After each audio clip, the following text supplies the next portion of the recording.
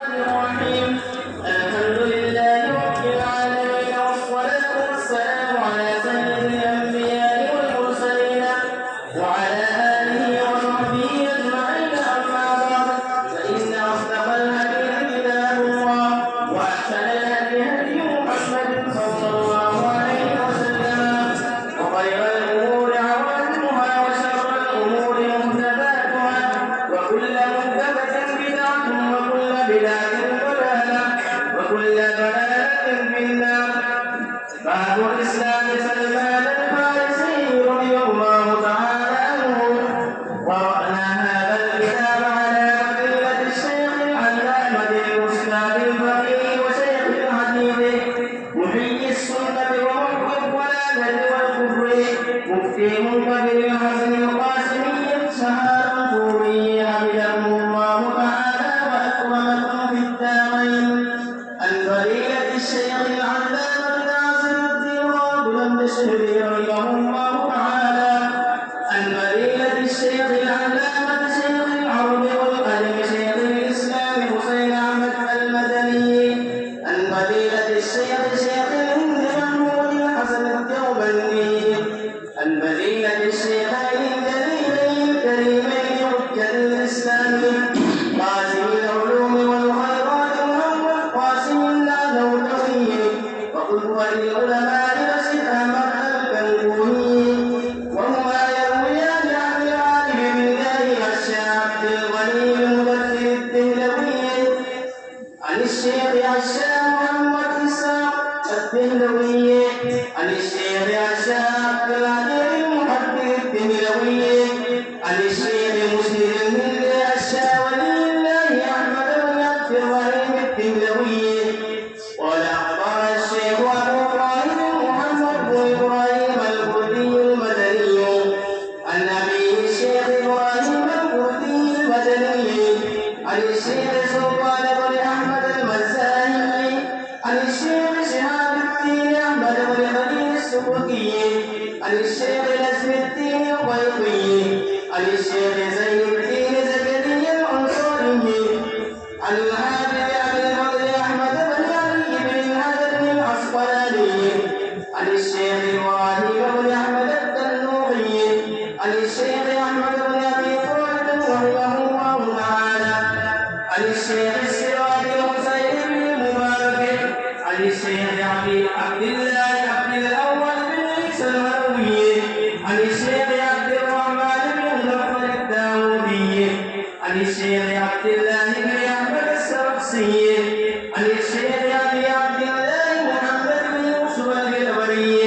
عن الشيخ المعلم كتاب الإمام الهمام العادل المهتدى أمير المؤمنين بالحديث أبي عبد الله محمد بن إسماعيل بن إبراهيم بن المغيرة بن الحزبة الكوفي اليماني البخاري رحمه الله تعالى رحمة واسعة.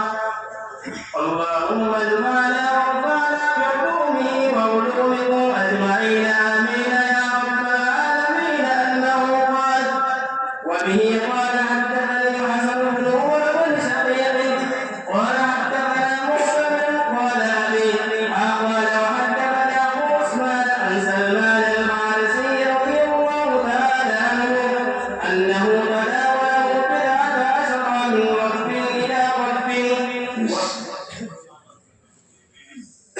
الحمد لله رب العالمين، والصلاة والسلام على سيد الأنبياء والمرسلين وعلى آله الطيبين الطاهرين إلى يوم الدين. أما بعد، اللهم إنا نحمدك ونستعينك على الدرس. بسم الله الرحمن الرحيم.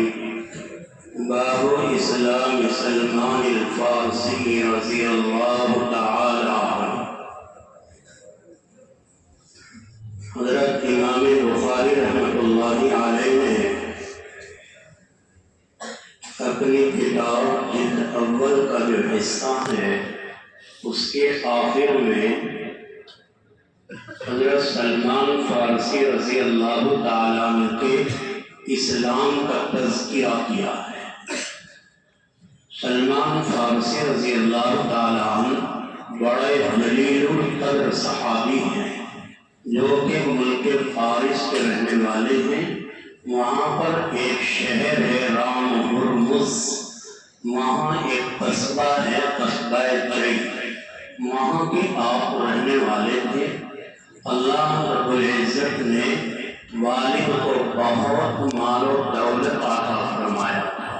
دنیاوی اعتبار سے والد بڑے اونچے پائے کے آدمی سمجھے جاتے تھے اور آپ کی پوجا کرتے تھے، آپ کی پرستش کرتے تھے، مجوسی تھے۔ اللہ رب العزت نے حضرت کے دل میں اسلام کا جذبہ پیدا کیا، دین حق کی تلاش کا جذبہ پیدا کیا، تو آپ نے ہیلے کر کے، کوششیں کر کے، تدبیریں کر کے آپ اپنے گھر سے نکل گئے۔ اور اس زمانے میں جو نصارہ کے اندر بڑے لوگ سمجھا جاتے تھے، جو بڑے لوگ کہے جاتے تھے، یعنی راہبانیت والے لوگ جن کو راہب کہا جاتا تھا، ان کے پاس چلے گئے، ان کی خدمت میں رہنے لگے۔ کچھ دن کے بعد پھر جب اس کا انتقال ہوا، پھر آگے دوسرے کے یہاں چلے گئے، لمبی تفسیر ہے۔ ایسے ہی آپ بہت سے راہبوں کے پاس رہتے رہے، آخر میں جس راہب کے پاس تھے، جب اس کے انتقال کا وقت قریب آیا تو پوچھا کہ میں نے اپنا گھر، اپنا ملک، اپنا خاندان، اپنا پریوار دین حق کے لیے چھوڑا ہے، آپ مجھے اب یہ بتاؤ، مجھے آپ کے بعد، آپ تو مر جانے کے قریب ہو، اب میں آپ کے بعد میں کہاں جاؤں گا، مجھے کہاں جانا چاہیے؟ میرے عزیز طلبہ، آپ غور سے سنو کہ اس اللہ کے بندے نے اللہ کو پانے کے لیے، اللہ کے لاڈلے پیغمبر کو پانے کے لیے کیا قربانی کی ہے، کیا نفع کشی کی ہے، کیا مصیبت اختیار کی ہے۔ اسی لیے کہتے ہیں کہ میرے بچوں، عزیز طلبہ، میرا اور آپ کا اسلام پہ عمل کرنا، اسلام کو اپنی زندگی میں لانا، یہ کوئی کمال نہیں ہے۔ مجھے آپ کو اسلام میراثی مل گیا، خاندان کے اعتبار سے مل گیا۔ ایک موقع پر امام بخاری رحمۃ اللہ علیہ نے ذکر فرمایا کہ رسول محتشم نبی مکرم نیر تابہ رحمت للعالمین صلی اللہ علیہ وسلم کعبۃ اللہ کے سائے میں اپنی ایک چادر کا تکیہ بنا کر اللہ کے نبی لیٹے ہوئے تھے، آپ آرام فرما رہے تھے۔ ایک صحابی اللہ کے نبی کے پاس آئے اور آ کر سوال کیا، یہ شکوہ کیا، کیا؟ یہ کہا، یا نبی اللہ، بہت زیادہ حالات ہیں، بڑا ظلم ہمارے اوپر ہو رہا ہے، اے اللہ کے رسول، متی نصر اللہ، اللہ کی مدد کب آئے گی؟ آپ فرماتے ہیں اللہ کی مدد آئے گی، اللہ ہمارے اوپر رحم کرے گا، ہمیں غلبہ اللہ دے گا۔ یا رسول اللہ، کب آئے گی مدد؟ اللہ کے نبی لیٹے ہوئے تھے، آپ جلدی سے بیٹھے اور پیٹ لگا کے بیٹھ گئے، آپ نے سیدھے ہو کے بیٹھے، اور حضور کریم علیہ الصلوۃ والسلام نے بڑے عجیب انداز سے کیا ارشاد فرمایا؟ یہ ارشاد فرمایا کہ اے لوگوں، کیا تمہیں ان کے احوال معلوم نہیں ہیں کہ پہلے قوموں میں ایسا ہوا، اللہ کے دین کے لیے، اللہ کو پانے کے لیے، اللہ تک پہنچنے کے لیے لوگوں کے لیے زمین میں گڈھا کھودا گیا اور اسے پکڑ کے زمین میں کھڑا کر دیا گیا، اور ظالموں نے آڑا چلا کے سر کے دو حصوں سے بیچ سے انہیں چیر دیا گیا، لیکن پھر بھی وہ اللہ کے دین سے پیچھے نہیں ہٹے. تم لوگ جلدی کر رہے ہو، صبر کرو، اللہ تمہیں ترقی عطا فرمائے گا، اللہ تمہیں کامیابی عطا فرمائے گا. لیکن اللہ کے یہاں آزمائش ہوتی ہے، اللہ دیکھتا ہے. بہرحال حضرت سلمان فارسی رضی اللہ تعالی عنہ نے پوچھا کہ مجھے بتاؤ کہ دین حق کہاں ملے گا؟ اللہ اکبر. اس راہب نے یہ کہا، اے سلمان، اب دین حق دنیا میں نہیں ہے، کہیں دھکے نہ کھانا، انتظار کر، انتظار کر، رک جا، انتظار کر. کیا کہ ایک آخری نبی محمد بن عبداللہ بن عبد المطلب مکہ میں مبعوث ہوگا، وہ دین حق لے کر آئے گا. اس کے علاوہ اب دنیا میں کوئی دین حق نہیں ہے. اس کا انتظار کر، جب وہ نبی آئے گا تو اس کے پاس چلے جانا، بس وہاں تجھے اللہ مل جائے گا. کہاوت ہے میرے بچوں، کہاوت ہے کیا کہ آگ سے جو آدمی جل جاتا ہے وہ چھوٹے سے جرموں کو بھی دیکھ کر ڈر جاتا ہے کہ کہیں آگ تو نہیں ہے، کہیں آگ تو نہیں ہے. تو حضرت سلمان فارسی رضی اللہ تعالیٰ عنہ تو پریشان تھے. خود حدیث میں بیان فرما رہے کہ یکے بعد دیگرے میں 10 جگہ پہ بیچا گیا ہوں، 10 جگہ پہ مجھے غلام بنا کر لوگوں نے ظلمن بیچا. خیر، اس راہب کو پوچھا کہ اچھا آپ مجھے کوئی نشانی بتا دو، صحیح نشانی، علامت بتا دو کہ وہ آخری نبی کون ہوگا، اس میں کیا نشانیاں مجھے دیکھنی پڑے گی. راہب نے کیا بتایا؟ یہ کہا کہ دیکھ، نوٹ کر لے، 3 نشانیاں بتا کے جا رہا ہوں دنیا سے.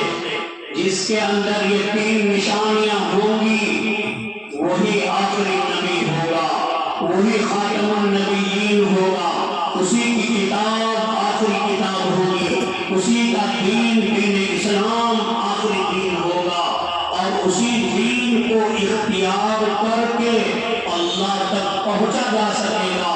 کوئی آدمی اس کے علاوہ اگر دین اختیار کرے گا، وَمَنْ يَبْتَغِ غَيْرَ الْإِسْلَامِ دِينًا فَلَنْ يُقْبَلَ مِنْهُ، کہ جو آدمی دین اسلام کے علاوہ دین تلاش کرے گا، فَلَنْ يُقْبَلَ مِنْهُ، اس کی طرف سے دین قبول نہیں کیا جائے گا، اس کی طرف سے اس دین کا اعتبار نہیں کیا جائے گا. اور فرمایا ان الدین عند اللہ الاسلام، کہ دین اللہ کے نزدیک صرف دین اسلام ہے، وہی دین برحق ہوگا، اور اس دین کو لے کر آخری نبی آئے گا. جی اچھا، سبحان اللہ، بہت اچھا. کیا ہیں وہ 3 علامتیں، کیا ہیں وہ 3 نشانیاں؟ وہ مجھے آج دکھا دو، وہ مجھے آج بتا دو. یاد رکھنا میرے پیارے بچوں، کیا بتایا اس راہب نے؟ کہا ایک چیز، نمبر 1، وہ آدمی صدقے کا مال نہیں کھائے گا. وہ آدمی صدقے کا مال نہیں کھائے گا. نمبر 2، جب اس کی خدمت میں کوئی آدمی ہدیہ پیش کرے گا تو وہ اسے اختیار کرے گا، اسے استعمال کرے گا، ہدیے کو پسند کرے گا. تیسرے فرمایا، تیسری نشانی اس کے ان دونوں شانوں کے درمیان پیچھے یہاں مہر نبوت ہوگی، مہر نبوت ہوگی. پر لکھا ہوا تھا محمد رسول اللہ۔ بعض محدثین نے ان روایات پر کلام بھی کیا ہے، لیکن بہرحال روایات میں ہے کہ اس پر لکھا ہوا ہوگا محمد رسول اللہ۔ بس یہ تین نشانیاں دیکھ لینا اور پھر آنکھیں بند کر کے اس کا غلام بن جانا، اس کے ہاتھ میں ہاتھ دے دینا، اب اس کے علاوہ کوئی دین حق نہیں ملے گا۔ حضرت سلمان فارسی کو یہ تین علامتیں بتائی اور وہ بیچارے کا بے انتقال ہو گیا، چلا گیا دنیا سے۔ اب حضرت سلمان فارسی چلتے ہیں کہاں؟ جہاں کا انہیں پتہ بتایا تھا کہ وہ نبی مبعوث ہوگا مکہ المکرمہ میں، اور ایک زمانے کے بعد وہ نبی مکہ المکرمہ سے ہجرت کر کے آئے گا ایک ایسے شہر میں کہ جہاں کھجوریں ہی کھجوریں ہوں گی۔ اس زمانے میں مدینہ منورہ نام نہیں تھا بلکہ یثرب نام تھا۔ کہا کہ وہ ایسے شہر کی طرف آئے گا ہجرت کر کے، تو اس سے ملاقات کر لینا۔ حضرت سلمان فارسی چلے، قافلہ ملا، چلے قافلہ ملا، بکتے چلے گئے، ظلم کر کے لوگوں نے غلام بنا کر بیچتے چلے گئے۔ بہرحال آخر میں بنو قریظہ کے ایک یہودی کے ہاتھ میں آپ بکے ہیں۔ آخر میں بنو قریظہ کے ایک یہودی کے ہاتھ میں آپ بکے ہیں، آپ کو خریدا ہے۔ جب آپ غلام بنے ہوئے ہیں تو ساری جہان کی خبریں تو معلوم نہیں کر سکتے، ادھر ادھر کی خبروں کی اطلاع تو آپ کو نہیں مل سکتی ہے۔ غلام ہیں آپ، کہاں جائیں؟ غلام کہیں نہیں جا سکتا ہے، تو پریشان اللہ کے نبی صلی اللہ علیہ وسلم مکہ المکرمہ میں مبعوث ہو چکے ہیں۔ اللہ کے لاڈلے پیغمبر نے اعلان نبوت کر دیا ہے مکہ المکرمہ میں، لیکن آپ کو مدینہ میں پتہ نہیں ہے کہ وہ نبی برحق آ چکا ہے، آپ کو معلوم نہیں ہے۔ زمانہ گزرتا گیا، ایک وقت آیا کہ اللہ کے نبی صلی اللہ علیہ وسلم مکہ سے ہجرت فرما کر مدینہ منورہ میں تشریف لے آئے۔ ایک وقت آیا کہ اللہ کے نبی صلی اللہ علیہ وسلم مکہ المکرمہ سے ہجرت فرما کر مدینہ منورہ میں تشریف لا چکے ہیں۔ آپ قباء میں آپ نے نزول فرمایا۔ پہلی مرتبہ جب آپ تشریف لا رہے ہیں، ابو بکر صدیق رضی اللہ تعالیٰ عنہ آپ کے پیچھے بیٹھے ہوئے ہیں، لاڈلے پیغمبر اپنی اونٹنی پر آگے سوار ہیں، پوچھنے والے پوچھ رہے ہیں، یا ابا بکر من ھذا، اے ابو بکر یہ آپ کے سامنے بیٹھا ہوا کون آدمی ہے؟ لوگ اللہ کے نبی کو جانتے نہیں تھے، مدینہ میں ابھی تک آپ کی کوئی عام معرفت نہیں تھی۔ جو لوگ ایمان لا چکے ہیں وہ تو جانتے ہیں، لیکن دوسرے لوگ آپ کو پہچانتے نہیں ہیں، سنا ہے پہچانتے نہیں ہیں۔ حضرت ابو بکر صدیق نے کیا جواب دیا؟ آپ نے کہا کہ یہ تو ہادی ہے، ہادی ہے یعنی میری رہنمائی کرنے والا آدمی ہے تاکہ دشمن کوئی نہ آ جائے۔ اللہ کے نبی قباء میں تشریف فرما ہے تو ایک یہودی، بنو قریظہ کے یہودی کا غالباً خاندانی چچا صاحب کوئی باغ میں آیا اور حضرت سلمان فارسی کے مالک کو آ کر بتایا، ارے غضب ہو گئے، غضب ہو گئے، کیا ہوا؟ کہ ایک آدمی محمد بن عبداللہ نام کا قباء میں آ گیا ہے اور وہ اپنے کو نبی کہہ رہا ہے۔ تو اس نے سنا کہ ایسا؟ ہاں، حضرت سلمان فارسی رضی اللہ تعالیٰ عنہ باغ میں اوپر درخت کے اوپر چڑھے ہوئے ہیں، کھجوریں توڑنے کی اپنی ڈیوٹی، اپنی مزدوری، اپنا کام کر رہے ہیں۔ جب کام میں بات پڑی تو آپ اندازہ لگائیں کہ جس ذات کو پانے کے لیے کہاں سے کہاں چلے اور غلام بنتے بناتے آج یہاں ہیں، اور کان میں آواز پڑی کہ وہ ذات خدا میں آ چکی ہے تو مچل گئے، پریشان ہو گئے۔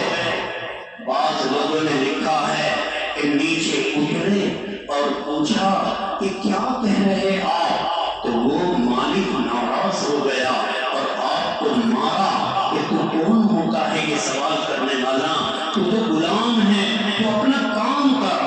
فرماتے ہیں میں اوپر چڑھا، کام کرتا رہا اور موقع تلاش کر کے شام کے وقت میں نے کھجور اپنے پاس میں رکھی اور وقت نکال کے قبا میں اللہ کے نبی کی مجلس میں گیا۔ میں نے دیکھا کہ لوگ بہت عزت کے ساتھ اس آدمی کے آگے پیچھے ہر طرف بڑی محبت کی نظروں سے دیکھ رہے ہیں، بیٹھے ہوئے ہیں۔ جو وہ بولتا ہے اتنی توجہ کے ساتھ سنتے ہیں کہ جیسا میں نے کسی کو نہیں دیکھا کہ اتنا کوئی ادب کسی کا کرتا ہو۔ میں قریب ہوا اور قریب ہو کے میں نے کہا کہ میں ایک مسافر ہوں اور یہ کھجور میں آپ کی خدمت کے لیے لے کے آیا ہوں۔ کہا اللہ کے نبی نے پوچھا یہ کھجور کیسی ہے؟ فرماتے ہیں میں نے کہا صدقے کی ہے۔ اللہ کے پیارے پیغمبر صلی اللہ علیہ وسلم نے فرمایا اِنَّا لَا نَأْكُلُ الصَّدَقَةَ، ہم صدقہ کھاتے نہیں ہیں۔ آپ نے وہ کھجور لی اور اپنے صحابہ کو دے دی کہ میں نہیں کھاتا صدقہ۔ بہت زیادہ خوش ہوئے کہ ایک نشانی جو بتائی تھی وہ سچی نکل چکی ہے، لیکن ابھی تو دو اور باقی ہے نا۔ فرماتے ہیں چلے گئے اور جا کے کافی ٹائم گزرتا رہا، پھر ایک وقت نکال کے کچھ کھجوریں لے کر اللہ کے نبی کی خدمت میں آئے اور پھر آگے بڑھے، پیش کیا اور عرض کیا کہ یہ کھجوریں آپ کے لیے لے کے آیا ہوں، یہ کیسی ہیں؟ کہا کہ یہ ہدیۃ لے کے آیا ہوں۔ اللہ کے نبی نے بہت محبت کے ساتھ انہیں لیا اور استعمال فرمایا۔ سکون ہو گیا کہ دو چیزیں مجھے معلوم ہو گئی کہ سچ ہے، ابھی ایک چیز باقی ہے۔ وہ کیا؟ وہ میرے آقا کی مہر نبوت ہے، اسے کیسے دیکھیں گے؟ یہ دوسری نشانی دیکھ کر واپس آ گئے۔ فرماتے 4 دن میں نے جیسے کیسے گزارے اللہ جانتا ہے۔ رات کو نیند مجھے نہیں آتی، مجھے کچھ پتا نہیں۔ ہر وقت دل میں ایک جوش ہے، ہر وقت دل میں ایک اڑھن ہے، ہر وقت دل میں ایک درد ہے، ہر وقت دل میں ایک جوش و ولولہ ہے۔ کب جاؤں اللہ، وہ تیسری نشانی کیسے دیکھ پاؤں گا؟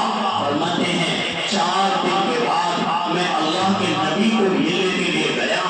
جب اللہ کے نبی کسی صحابی کے جنازے میں آپ جنت البقیع میں تشریف فرما ہے، آپ مدینہ بھی آ چکے، 15 دن کے بعد حضور قباء سے مدینہ آ گئے اور آپ دیکھا جنت البقیع میں اللہ کے نبی علیہ السلام کسی صحابی کے جنازے میں شریک ہیں۔ سلمان فارسی آئے اور حضور نے بھی 2 مرتبہ دیکھ لیا نا کہ یہ آدمی آتا ہے، کبھی کھجور صدقے کی لایا، ایک مرتبہ کھجور یہ ہدیے کی لے کے آیا۔ اللہ کے نبی بھی تو پہچان گئے نا۔ تو جب آپ نے دیکھا پیچھے اللہ کے نبی صلی اللہ علیہ وسلم کے آگے پیچھے چکر کاٹ رہا ہے، جب آدمی کے ذہن میں کوئی بات اندر چھپی ہوئی ہوتی ہے تو اس کی نظریں، اس کا مزاج، اس کا انداز تجسس کا ہوتا ہے۔ آدمی سمجھ جاتا ہے کہ بھائی اس کا دماغ یہاں نہیں ہے، یہ کچھ اور چاہ رہا ہے۔ اللہ اکبر کبیرہ، کے نبی صلی اللہ علیہ وسلم نے دیکھا کہ یہ آدمی کبھی آگے آتا ہے، کبھی ادھر آتا ہے، کبھی اس طرف آتا ہے، چکر لگا رہا ہے، آخر کیا وجہ ہے؟ اللہ کے نبی صلی اللہ علیہ وسلم نے جان لیا، فرمایا او بھائی ادھر آؤ، ادھر آؤ، پیچھے آؤ۔ اور میرے آقا صلی اللہ علیہ وسلم نے اپنے جبائے مبارک کو اٹھایا اور ایسے کھول کے یہ کہا، لے دیکھ کر کے یقین کر لے، پیچھے جو چیز دیکھنے کے چکر میں تو کوئی بات فرماتے ہیں میں نے مہر نبوت کو دیکھا اور مہر نبوت کو دیکھ کر میں نے بوسہ دیا، اب تک میں یقین ہو گیا نا، اب تک پکا ہو گیا، اب تک پتھر کی لکیر کی طرح پکا پختہ ہو گیا کہ ہاں یہی وہ آخری لالا پیغمبر ہے جس کے بارے میں مجھے بتایا گیا ہے۔ میں چمٹ گیا اور زاروں خطاب رویا، پیٹ بھر کے رویا، اللہ کے نبی کو پکڑ کے اللہ کے نبی کہنے لگے کہ کیا ہوا سلمان، کیا ہوا؟ کہا اے حضرت پیغمبر، آپ کی محبت میں، آپ کی تلاش میں، حق کو پانے کے لیے، اللہ کو پانے کے لیے، آپ کے قدموں میں اپنی زندگی کو قربان کرنے کے لیے اللہ کے نبی بہت جگہ غلام بن کے آیا ہوں، بہت جگہ بٹا کے آیا، ابھی بھی یا نبی اللہ میں ایک یہودی ظالم کا غلام ہوں۔ اللہ کے نبی صلی اللہ علیہ وسلم نے فرمایا کوئی بات نہیں، اللہ امتحان کرے گا، اللہ امتحان کرے گا۔ میرے بھائیو، اللہ کے لاہور پیغمبر صلی اللہ علیہ وسلم نے ایک وقت میں یہ ارشاد فرمایا کہ اے سلمان، تو اپنے مالک سے مکاتبت کا معاملہ کر لے، آپ مکاتبت کا معاملہ کر لو، آزادی ہو جائے گی۔ گئے جا کے اپنے مالک سے کہا کہ مجھے مکاتب بنا دو، میرے ذمہ میں کوئی رقم رکھ دو کہ میں تمام کی وہ رقم آپ کو دے دوں گا اور مجھے آپ آزاد کر دینا۔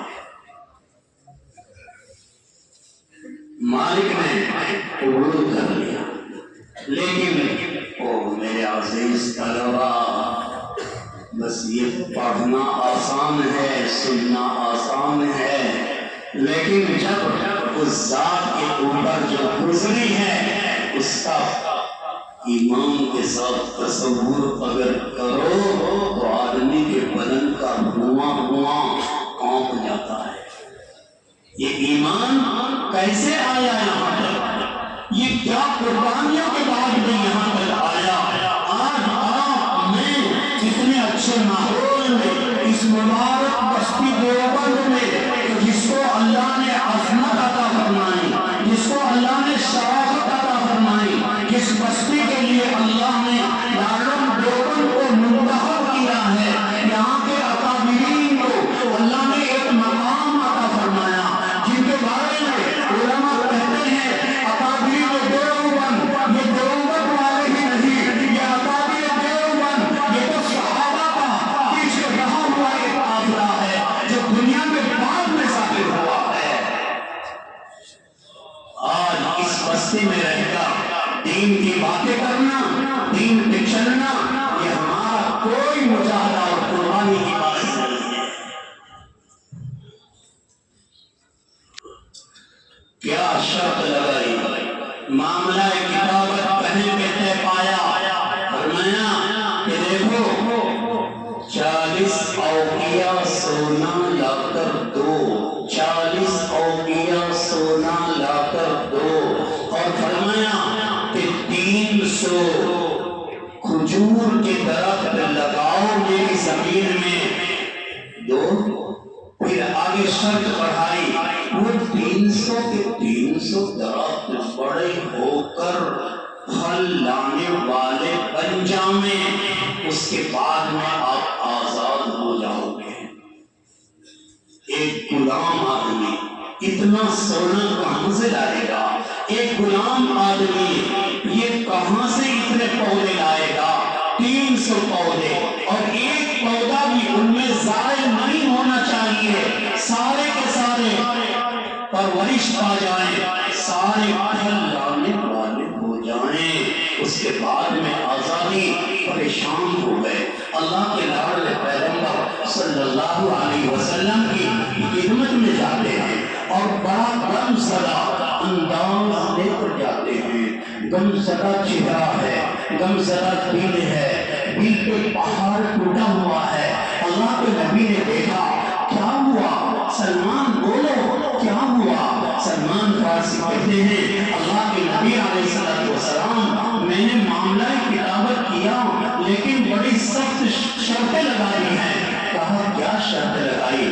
بتایا کہ 300 درخت کھجور کے اس کی زمین میں لگانا اور وہ پرورش پا کر پھل لانے لگے، اس کے بعد میں آزادی اور 40 اوقیہ سونا۔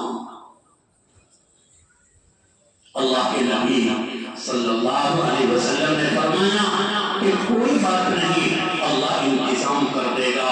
اللہ کے نبی صلی اللہ علیہ وسلم نے سبحان اللہ قربان جائے انصار صحابہ کے، آپ نے اعلان کیا کہ اے صحابہ، ایک آدمی کی آزادی اس بات پر معلق کر دی گئی ہے، مدد کرو۔ تو صحابہ کرام اٹھے اور اپنے گھروں سے جا کے، اپنے جنگلوں سے، کھیتوں سے جا کر درخت کھجور کے پودے لے کے آئے۔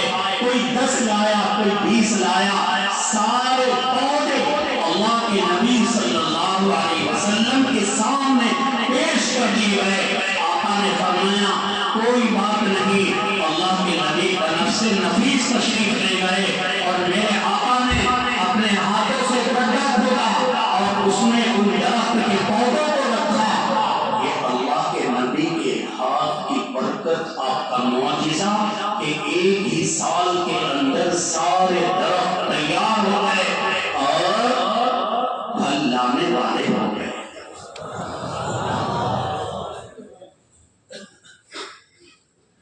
دوسری شرط باقی ہے، اللہ کے لاڈلے پیغمبر نے کیا دعا فرمائی ہوئی؟ کوئی آنے والا آیا، بھیجنے والے کو میرے آقا کی دعا کے نتیجے میں اللہ نے بھیجا۔ اللہ کے نبی کے پاس سونا لے کر آیا۔ روایات میں آتا ہے ایک انڈے کے برابر سونے کا ڈھیلا لے کر آیا۔ اللہ کے نبی نے فرمایا این سلمان، سلمان کہاں ہے؟ آ جاؤ۔ اللہ نے کام بنا دیا، سلمان فارسی آئے اور آگے اے سلمان یہ دوسری شرطیں آپ پوری کر لو، لو سونا لے جاؤ۔ سلمان نے لیا، کہا یا رسول اللہ صلی اللہ علیہ وسلم یہ تو بہت چھوٹا سا ہے۔ اس نے تو بہت پسند کی شرط لگا رکھی ہے۔ اللہ کے نبی نے فرمایا کہ جاؤ، جا کے آپ اس کا وزن تو کراؤ، جاؤ آپ جا کے اس کا وزن تو کراؤ۔ تو جیسے ہی گئے اور جا کے وزن کرایا، میرے پیارے بچوں جب ترازو اٹھایا تو جتنی شرط لگائی تھی پورا اتنا ہی وزن پورا اترا۔ تو یہ سلمان فارسی جنگ بدر میں، جنگ احد میں کسی غلامیت کی وجہ سے آپ شریک نہیں ہو سکے، بعد کی جگہوں میں آپ شریک ہوئے ہیں۔ وہ اپنے اس پورے قصے کو یہاں مختصراً ذکر فرما رہے ہیں۔ کیا فرماتے ہیں؟ ان سلمان الفارسی رضی اللہ تعالی عنہ انہو تداولہ وزعتا عشر من رقب الى رقب، کہ 10 آدمیوں کے ہاتھ 10 رقب یعنی مالک خریدنے والے، 10 خریدنے والوں کے ہاتھ در ہاتھ میں بکتا آیا، اور اس کے بعد میں یہ اللہ کے نبی صلی اللہ علیہ وسلم کی خدمت میں آ کر ایمان لایا۔ چلے وبه قال حدثنا محمد بن يوسف البيكندي قال حدثنا سفيان عن عون بن ابي عثمان قال سمعت سلمان رضي الله تعالى عنه يقول انا من رام هرمز، انا من رام ہرمز، یہ آپ اپنے شہر کا نام بتا رہے ہیں۔ انا من رام ہرمز، جیسے ہم کہتے ہیں سہارنپور، مظفر نگر، میرا، ایسے رام ہرمز ایک شہر ہے فارس کے اندر۔ آپ وہاں گاؤں تھا قصبہ، دیوبند کے پاس بتایا قصبہ، اس کا نام تھا چلی، وہاں کے آپ رہنے والے ہیں، وہاں سے آئے چلے۔ وبه قال حدثني الحسن بن مدرك قال حدثنا يحيى بن حماد قال اخبرنا ابو عوانة عن عاصم الاحول عن ابي عثمان عن سلمان رضي الله تعالى عنه قال فترة بين عيسى ومحمد صلى الله عليه وسلم 600 سنة۔ حضرت ابو عثمان رضی اللہ تعالی عنہ حضرت سلمان فارسی رضی اللہ تعالی عنہ سے نقل فرماتے ہیں کہ حضرت سلمان فارسی فرماتے ہیں کہ حضرت عیسیٰ علیہ نبینا علیہ الصلاۃ والتسلیم اور محمد خاتم النبیین صلی اللہ علیہ وسلم ان دونوں کے درمیان 600 سنہ 600 سال کا فاصلہ ہے۔ سلمان فارسی فرما رہے روایت میں کہ 600 سال کا فاصلہ ہے۔ اب یہاں پر اگر آپ کو اشکال ہو اس کو ایسے حل کر لینا کہ عرب کی عادت ہے کہ وہ اصول کو یا تو ختم کرتے ہیں تکمیل کے طور پہ اور یا ختم کرتے ہیں کسر کو حذف کر کے۔ اللہ کے نبی صلی اللہ علیہ وسلم اصل تو آپ دنیا میں تشریف لائے ہیں 571 عیسوی میں۔ حضرت عیسیٰ علیہ السلام کے دنیا سے جانے کے بعد 600 سال کا زمانہ نہیں ہے، 571 سال کا ہے، لیکن وہ جو آگے کے سال قصور ہیں انہیں بھی شمار کر لیا ہے، اور شمار کر کے حضرت سلمان فارسی رضی اللہ تعالیٰ عنہ نے پورے 600 سال بتا دیا۔ حضور پاک صلی اللہ علیہ وسلم کے ان صحابی کے بارے میں محدثین نے ان کی عمر کے بارے میں حاشیے میں بھی بہت سے اقوال نقل کیے ہیں۔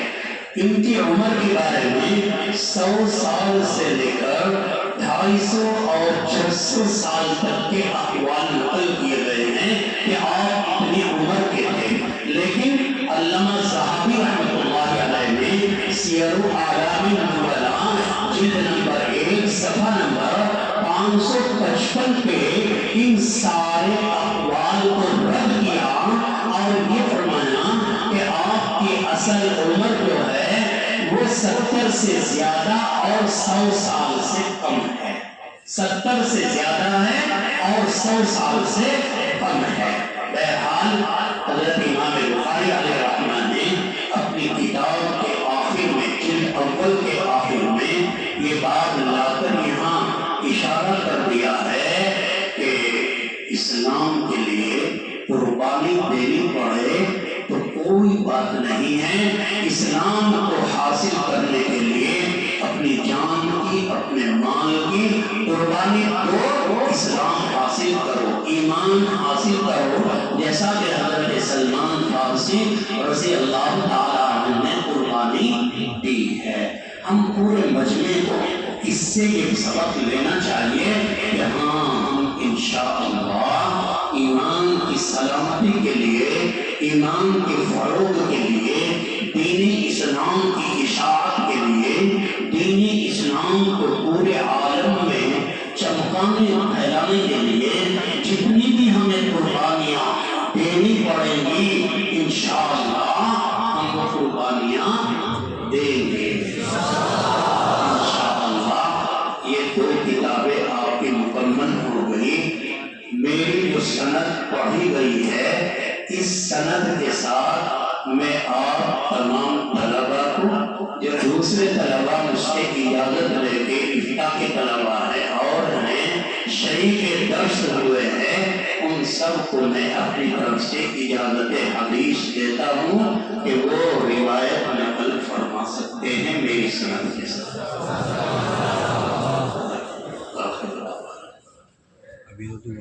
ٹھیک ہے بھائی، یہ جتنی بھی پرچیاں ہیں دعا کے لیے انشاءاللہ دعا ہوگی۔ حضرت تھوڑی دیر ناصحانہ کلام فرمائیں گے، اس کے بعد میں آپ حضرات کے سامنے کچھ پھر کہوں گا۔ آخری جو نصیحت ہے اس سے پہلے کچھ ترانہ ہے وہ پڑھنا ہے، آپ